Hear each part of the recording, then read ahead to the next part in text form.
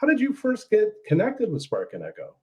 It's a little bit of a story that I'm going to try to keep short. Okay.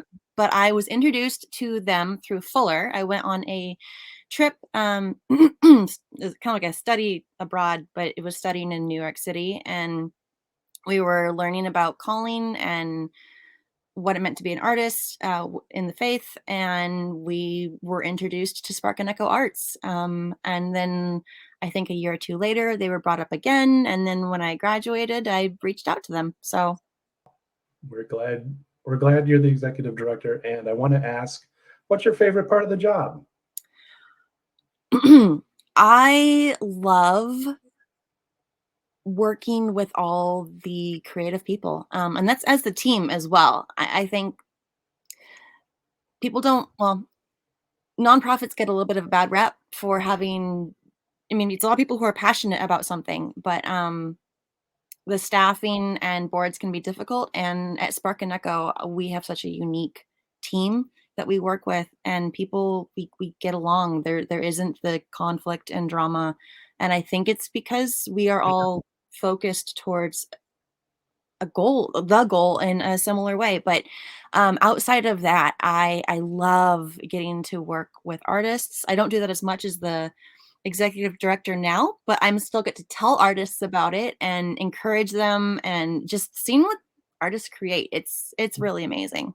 Yeah, it's an epic journey we're on. Definitely. It It's is. such a unique goal to illuminate the entire Bible with original works of art that isn't open to everybody. That like you don't have to believe a certain thing in order to participate. I just think that's amazing. Yeah, it is. Well, we are in the midst of a campaign called Be Part of the Art. And from your perspective, what are some reasons for people to help us out financially? Well, it helps us do what we do. If you are about our mission, if you want to see art expanded into the Bible beyond church walls, if you want to see all that happen, that's a good reason. Funding helps us commission more artists. It helps us grow. We've got goals. We've got dreams. Yeah, I think when it comes to funding the arts as opposed to something else, I think the arts remind us of what it means to be human. They call us back to, and it calls us back to the mysterious, and it can touch on truths that either we forget or don't want to think about. Yeah.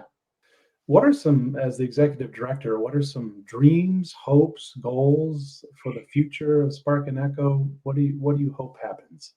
Oh man, so much. I think the first word that comes to mind is growth. Hmm. Sustainability is there as well.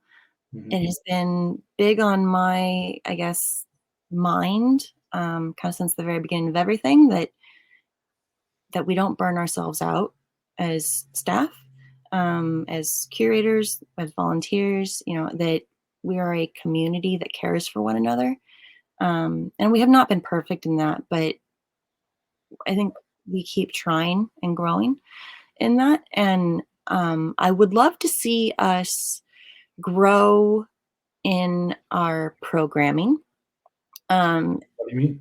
well, being able to offer more Mm.